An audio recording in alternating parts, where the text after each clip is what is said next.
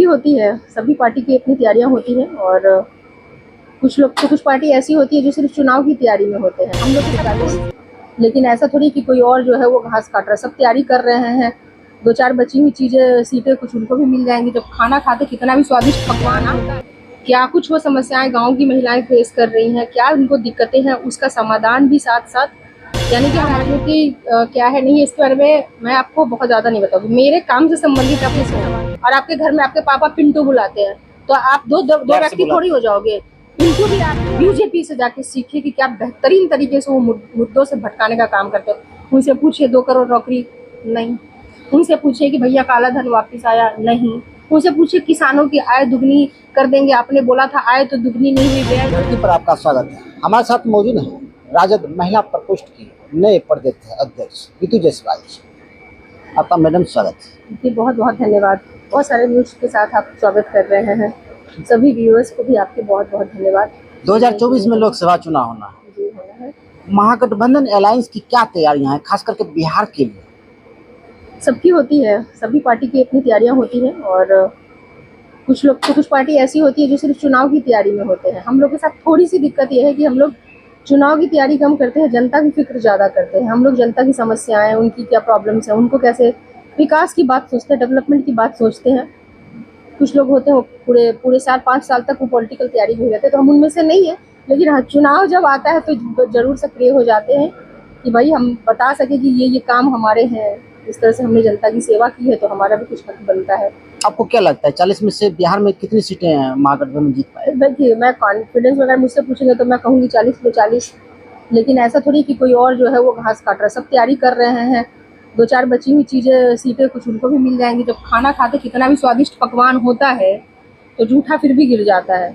वो कितना भी स्वादिष्ट हो, कितना भी टेस्टी हो, तो कुछ जो जूठा गिरेगा वो दूसरी पार्टियों को भी मिल जाएगा। जो भाजपा के लोग जो इस बार मुंह बाए खड़े हैं और जिनका खाता भी खुलने की उम्मीद नहीं दिख रही है, क्योंकि अब तक तो उन्होंने पार्टी लोगों को, जनता को छलने का काम किया है और खासकर महिलाओं को। भागलपुर दौरे का आप उद्देश्य क्या है? देखिए, मैं जब से प्रदेश अध्यक्ष बनी हूँ महिला विंग की, तब से एकमात्र उद्देश्य मेरा ये है, जो मेरी जिम्मेवारी मुझे सौंपी गई है उस जिम्मेवारी पे मैं खरी उतरूँ। कैसे महिलाओं को जोड़ूं, उनका विश्वास जीतूं, राष्ट्रीय जनता दल के प्रति उनका भरोसा जगाऊं और वैसी महिलाएं जो अब तक किसी भी पॉलिटिकल पार्टी में नहीं है उनको भी राष्ट्रीय जनता दल में लेकर के आना।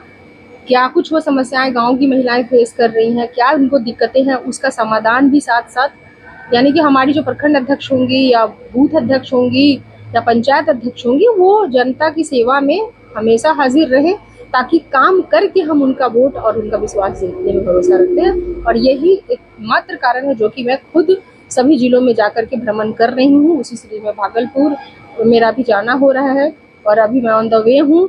ये हमारे ग्रेजुएट कॉन्स्टिट्यूएंसी से हमारी पार्टी से चुनाव आप लड़े थे, तो अभी मैं इनके घर पे थोड़ा सा शॉर्ट विश्राम लिया है, नारियल पानी पिया है अभी। तो ऐसे काम के बीच में थोड़ा सा रिफ्रेशमेंट हो जाता है। तो बहुत धन्यवाद आपका भी और मैं चाहूँगी कि आप इनसे भी कुछ बात करें।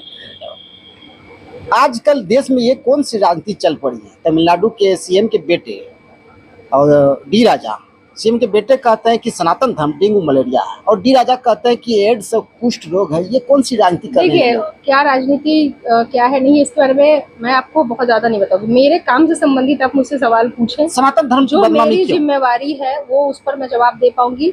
तो बेहतर यही होगा कि पार्टी के प्रवक्ता आपके साथ, आप प्रवक्ता जी का बयान लीजिए और राष्ट्रीय प्रवक्ता है तो मैं आई एम सॉरी, मैं आपसे सवाल का जवाब नहीं दूंगी। मेरे काम से संबंधित आप सवाल पूछे, मैं आपको जवाब दूंगी। भारत देश का नाम, भारत का देश नाम आर्यावर्त, हिंदुस्तान, हिंद, अल हिंद, इंडिया सब था। लेकिन जब से इंडिया अलायंस बना तब से क्या एलर्जी हो गई सरकार बीजेपी का वालों को कि नाम हटाना चाहिए, भारत रखना चाहिए? देखिए, अब किसी का मैं क्या ही बोलूँ। अब ज्यादा अच्छा हो क्या प्रवक्ता से लेते जवाब तो ज्यादा बेहतर होता, लेकिन फिर भी आपने पूछा है, बस एक सवाल का जवाब दूंगी मैं आपको।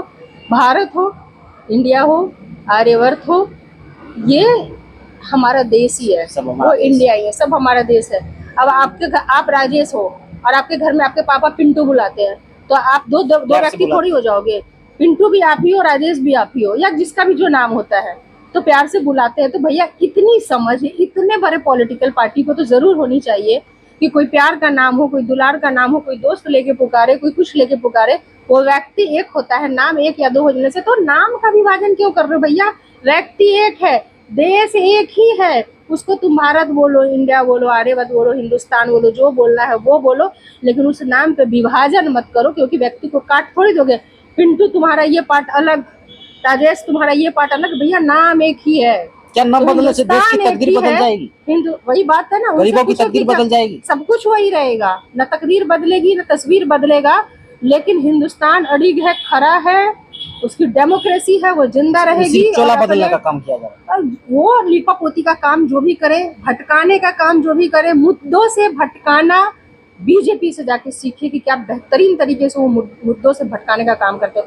उनसे पूछिए 2 करोड़ नौकरी नहीं, उनसे पूछिए कि भैया काला धन वापस आया नहीं, उनसे पूछिए किसानों की आय दुगनी कर देंगे, आपने बोला था आय तो दुगनी नहीं हुई, व्यय जो है 4 गुना बढ़ गया, वो जवाब नहीं दे पाएंगे। उनसे पूछिए पक्के मकान बन गए नहीं, लेकिन डाइवर्ट कैसे करेंगे भैया, हिंदुस्तान नहीं भारत, भारत नहीं इंडिया, यही सब कर करके उनको किसी तरह से वोट हासिल करना। पर जनता इतनी बेवकूफ़ थोड़ी है कि हर बार वो बेवकूफ़ बनाएंगे और बन जाएंगे।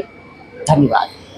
हमारे साथ मौजूद थी ऋतु जायसवाल, जो राजद महिला मोर्चा की नई प्रदेश अध्यक्ष हैं, भागलपुर दौरे पर पहुंची है।